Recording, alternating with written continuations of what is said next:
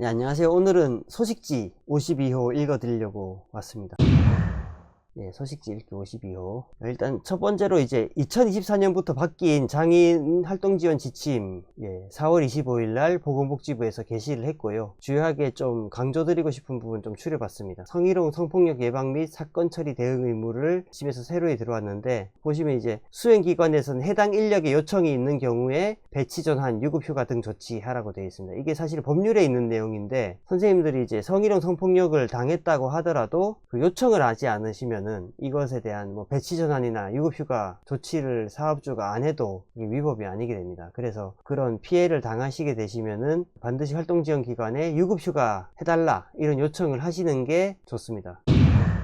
그리고 기관에서도 이제 활동지원 기관에서도 행위가 중대하거나 반복될 경우에 장애인 이용자에 대한 서비스 계약 종결을 검토하라 이런 것이 지침에 나와 있고요. 그리고 바우처 부정사용 유형이 추가가 된 부분이 있습니다. 수급자와 떨어져서 가사지원, 양육보조 등의 심부름을 하는 행위를 하면은 바우처 부정사용이 된다라고 좀 지침에 새로 추가됐고요. 그리고 단말기 고장수리 비용 부담자 기준이 새로 명시가 됐는데 일단은 활동지원 기관이 부담을 원칙으로 하고 고의 또는 과실이 있을 경우에 활동지원사가 부담하는 걸로 이렇게 명시가 됐습니다.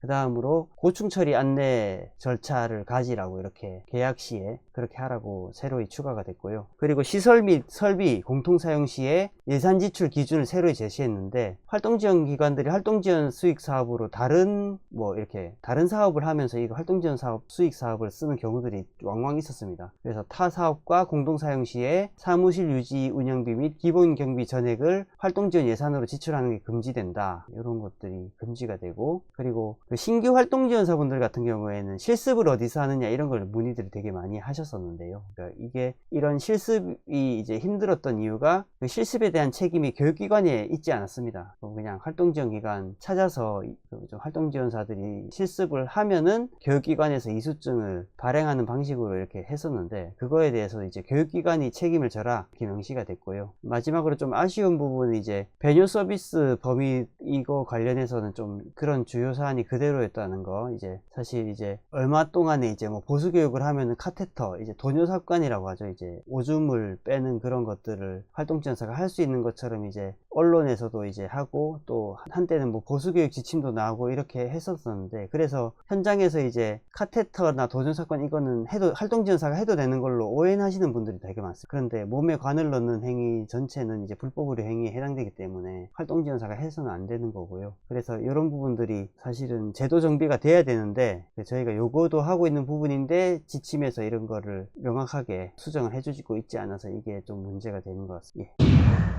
다음으로 4월 30일에 저희가 이제 활동지원사의 소정근로시간 언제인가 기자회견을 했는데, 저희 노조가 2024년 근로계약서를 수집 분석하고 이제 실태조사하면서 설문조사 부탁드렸던 게 있습니다. 그거 관련해서 조사한 거를 발표를 했는데, 그 활동지원사 대부분 소정근로시간을 특정하지 않고 그 소정근로시간을 특정하지 않는 것이 고용불안과 저임금의 원인이 되고 있다. 그래서 이 노동권에 미치는 영향을 분석해서 발표를 했는데요. 일단은 보통 이제 근로계약서 보면 이제 근로시간이라는 게 근무일 및 근무시간을 이용자와 합의에 따라 작성하는 월별 서비스 제공 일정표에 따른다 이런 내용이 다수였습니다. 그래서 이게 어떻게 파생이 되냐면은, 좀 저희 채널을 계속 보신 분들은 아시겠지만 관공서 공휴일 유급휴일 수당을 언제 지급해야 하는가 이게 지금 계속 논란이 되는데, 그냥 관공서 공휴일을 유급휴일로 한다라는 법 조문으로 해석을 하면은 되는데, 또 이제 고용노동부에서 그것이 이제 기존에 일을 하기로 한 날에 관공서 공휴일이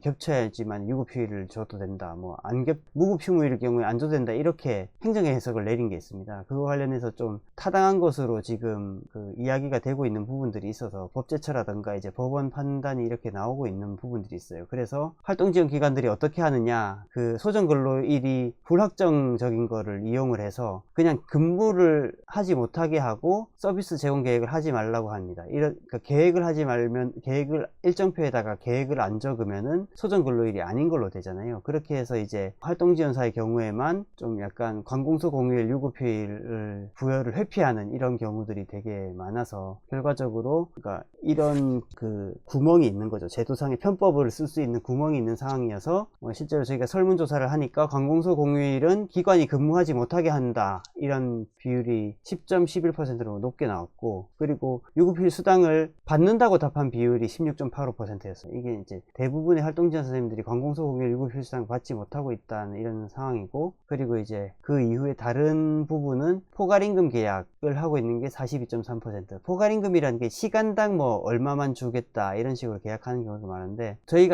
저희처럼 이렇게 근무 시간이 정확하게 이제 기록이 남는 경우에 포괄임금이 합당한가에 대해서 합당하지 않다라고 법원이나 뭐 노동청이나 이렇게 다 판단을 하고 있거든요. 그래서 이미 대법원에서도 근로기준법 위반이라고 판결을 한 바가 있고, 그런데도 아직까지 이제 42.3%나 포괄임금 계약을 하고 있다라고 이렇게 답변들을 해주셨습니다. 그리고 이용자와 계약이 끊어지면 계약을 자동 종료한다는 조항, 이제 사실 일거리가 끊어지면은 사용자가 일거리를 줘야 할 의무가 있습니다. 그런데 그런 것들이 안 되면은 소정근로일이 명시가 되어 있었다면은 사실 휴업수당을 주장할 수 있는 부분인데, 그것이 지금 현재 소정근로시간을 측정하지 않는 위법이 방치된 상태에서는 그 휴업수당이 주장이 안 되는 상황이고, 그렇다면 이제 이런 식으로 계약을 자동 종료한다는 조항을 넣는 이런 사업장들이 있어서 활동지원사의 고용불안이 너무 심하다는 그런 현상이 일어나고 있다는 것을 저희가 기자회견에서 지적을 했고, 이건 또 좀 계약과는 좀 다른 부분으로 서비스 도중에 자동차 사고가 나도 기관이 책임지지 않겠다, 이런 조항이 있었습니다. 이런 경우에는 이제 사실 활동지원사 선생님들 중에서 자기 자동차로 서비스를 제공하시는 분들이 있는데, 이런 경우에는 그냥 온전히 다 활동지원사만 책임져야 된다라는 내용이고요. 차량 서비스 관련해서는 해서는 안 된다라는 내용으로 이미 기존에 영상이 있으니까 한번 좀 참고를 하시면 좋을 것 같습니다. 그리고 후임자가 정해질 때까지 업무를 성실히 수행해야 된다라는 이런 이상한 조항들도 있었습니다. 예, 또 다른 사건인데, 지원주택이라고 있잖아요. 뭐 체험홈, 지원주택 이런 것들이 이제 탈시설을 이제 막 시작하신 장애인 분들에게 이제 주거 서비스를 제공하는 이런 곳이 있습니다. 그런데 이용자가 그 자기 결정권을 존중받아서 이렇게 생활을 해야 되잖아요. 그런데 이용자가 아니라 지원주택 관리자가 활동지원사한테 서비스 중단을 통보를 한 사례가 있었어요. 사실 이런 사례는 노조에는 많이 접수는 되는데, 이것에 대해서 이제 문제 제기를 하자고 해도 이제 당사자분들께서 좀 그냥 넘어가시는 분들이 있어서 저희가 지원하기 어려운 경우들이 있었는데, 뭐 이 사안 같은 경우에는 이제 조합원 가입도 하시고 이거를 적극적으로 문제 제기하자고 하셔가지고 이제 진행을 한 사안인데요. 그 노조랑 일단 이제 그 지원주택 관리자가 활동지원사한테 서비스 중지를 통보를 해서 그것에 대해서 좀 납득이 안 된다. 그래서 노조가 이제 그 지원주택 쪽에다가 간담회를 추진을 했습니다. 그래서 지원주택이랑 지원주택 쪽에서는 처음에는 만나려고 안 하죠. 이렇게 뭐 만날 이유가 없다 이렇게 하는데, 뭐 어쨌든 만나자 해서 만나서 이야기를 하면서, 사실 지원주택 쪽에서 이제 뭐 활동지원사의 어떤 행위에 대해서 의혹이 있다 뭐 이런 식으로 제기를 하는 것에 대해서 면담을 통해서 전부 소명이 됐죠. 근데 그 소명 이전에는 이제 지원주택 쪽에서는 의혹이 있는 것들에 대해서 활동지원사 분한테 물어보지도 않았던 거죠. 그래서 그런 상황에서 지원주택 측에서는 이용자분한테 이 활동지원사를 잘라라 이런 식으로 이렇게 이야기를 하는 겁니다. 그런 서비스 중단 종용을 한 사실도 인정을 했고요. 그런데 이제 활동지원사가 그렇게, 활동지원사 입장에서는 주택에서 서비스 중단한다고 해도 이용자 의사 확인하는 게 최우선이라고 저희는 계속 이렇게 배우고 또 일을 하잖아요. 그래서 이용자한테 이거 뭐 서비스 중단하는 거냐 이렇게 확인을 했는데, 이용자분은 서비스 계속 해달라고 하셨는데도 뭐 이렇게 지원주택에 차단하고 이런 일들이 있었습니다. 그래서 노조에서 서비스 그 주택 관할인 서울시에다가 지도 요구를 했고, 그런 진행을 했습니다. 아무래도 그 주택 서비스를 하는 것에 대한 저는 좀 문제인식을 갖고 있는데, 주택 서비스를 한다고 해서 이용자분들이 시설에서 나오신 분들이다 보니까 거의 이제 주택 쪽을 이제 거의 시설장 분들 보듯이 이렇게 되게 좀 집에 피해적인 그런 관계가 맺어지는 경우들이 있습니다. 이 사이에서 이제 활동지원사분들이 피해를 보는 경우들이 있는데, 아무런 뭐 잘못을 하지 않았음에도 지원주택 측에서 뭐 이제 뭐 마음에 안 든다는 이유로 이렇게 이용자분들 통해서 활동지원사를 서비스 중단 요구하는 경우들이 있는데, 이런 건에 대해서는 이제 노조랑 아무래도 이런 문제를 드러내는 것부터 이제 노조랑 상담해서 진행하시는 게 좋지 않을까 생각합니다. 예. 다음 이제 서울시 사회서비스원 투쟁 관련 사항을 또 소식지에 실었습니다. 서울시의회와 서울시에서 서울시 사회서비스원 폐지를 진행을 했습니다. 이게 뭐 좀 이제 이 소식지가 나오고 또 그 사이에 또 좀 진행된 것들이 있는데, 일단은 서울시의회 현재로서는 이제 국민의힘 소속 시의원들이 다수 차지하고 있는 상황이고, 4월 26일 날 서울시의회에서 서울시 사회서비스원 설립 및 운영 지원 등에 관한 폐지 조례안 통과됐고 11월 1일부터 시행하는 걸로 통과가 됐습니다.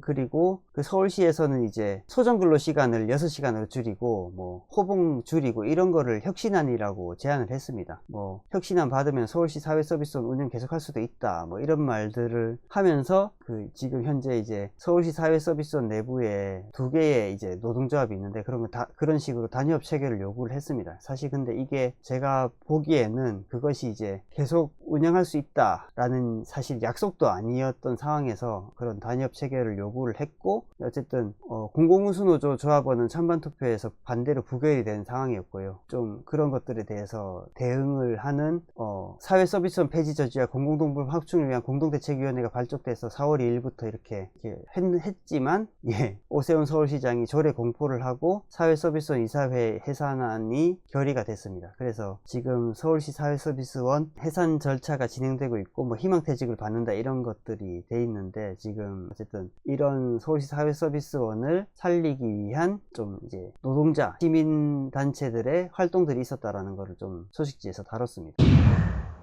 그리고 이거는 이제 활동지원사분들이 또 많이들 관심이 있으실 텐데, 휴게시간 문제입니다. 이용자와 이동하면서 휴게시간 찍어라, 이렇게 휴게시간을 그러니까 형식적 휴게를 강요한 활동지원기관이 있었습니다. 그래서 노조가 이제 시자체 실태조사도 요구하고, 이렇게 얼마 전에는 이제 그 앞에서 선전전도 진행하고 이런 일이 있었는데요. 그거를 이제 다루었습니다. 보면 이제 기관이 조합원에게 휴게시간을 준수해라 이렇게 요구를 했는데, 조합원분은 이제 사실 쉴 수가 없는 상황이었죠.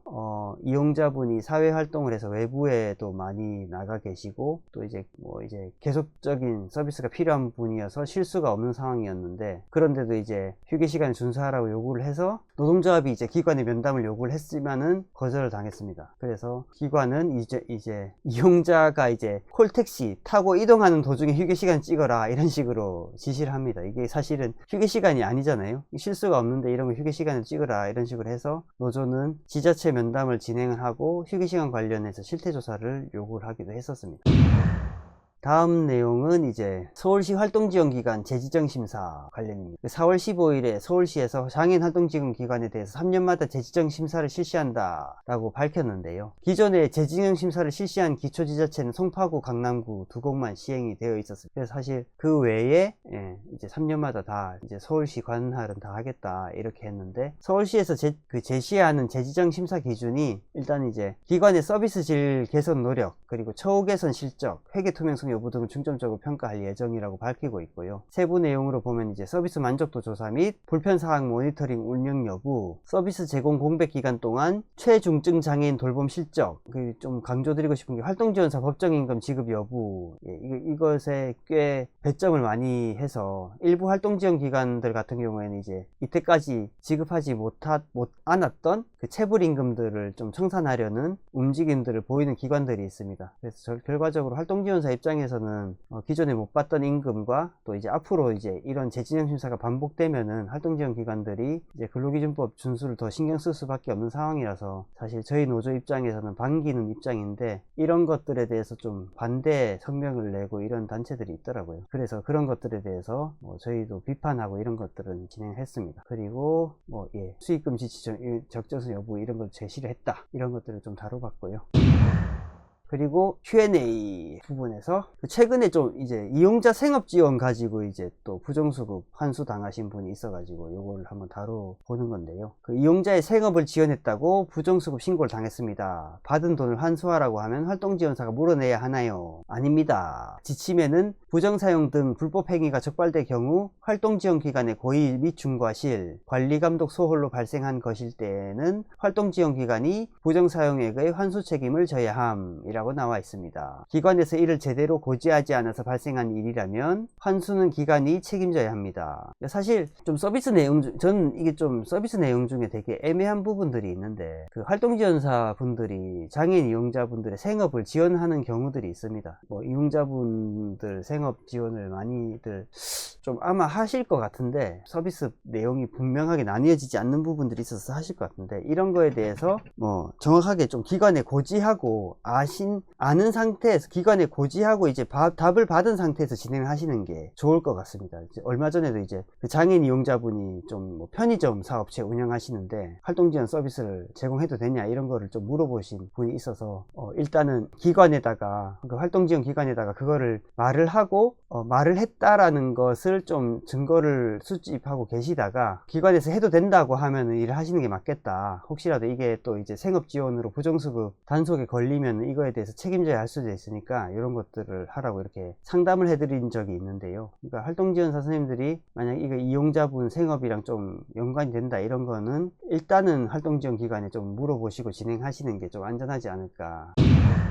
이제 취업규칙 무효 확인 소송 원고 일부 승소 몇 년간 지금 계속 분쟁이 있는 사업장이 있는데 보시면 이제 취업규칙 변경 한 A센터 상대로 지원서 노조가 제기한 소송 6월 1일 판결 선고 양측 모두 항고하지 않아 판결 확정. 이제 판결이 2월 1일 날 나왔죠. 그런데 이제 양쪽 다 항고를 하지 않았습니다. 그런데 이때 저희가 제기했던 거는 사용자가 무급휴일 및 무급휴무일로 일을 정할 수 있다라는 조항이 무효다 라는 것과 시급제 직원의 경우 관공서 공휴일 및 대체 공휴일이 비번일과 겹칠 경우 무급휴무일로 한다라는 조항 두 가지 조항을 무효임을 확인해달라라고 이제 소송을 제기를 했는데 앞에 사용자가 무급휴일 및 무급휴무일을 정할 수 있다라는 조항 요거만 무효로 하고 이제 비번일과 겹칠 경우 무급휴무일로 한다라는 조항이 유효한 조항으로 인정이 됐습니다. 사실 이 해석이 약간 이제 고용노동부랑 좀 법제처 해석이랑 이렇게 부합하는 내용인데요. 근데 어쨌든 앞에서 이제 그 사용자가 무급휴무일 및 무급휴무일을 정할 수 있다라는 조항 자체가 이런 무급휴무일 정하는 것, 소정근로시간 정하는 것에 대한 일종의 사전 합의 그리고 그거에 대한 노동자의 동의가 있어야 된다 이런 것을 이제 법원에서 이 부분이 문제다라고 지적을 한 부분이죠. 그래서 사실 활동지원 기간 중에는 이제 관공서 공휴일만 골라서 이제 무급휴무일로 지정하는 사례들이 왕왕 있어요. 그래서 이런 부분들에 대해서 제동이 가능한 이제 좀 아주 의미 있는 판결이 나왔다 이런 부분을 알리는 부분이고요. 그리고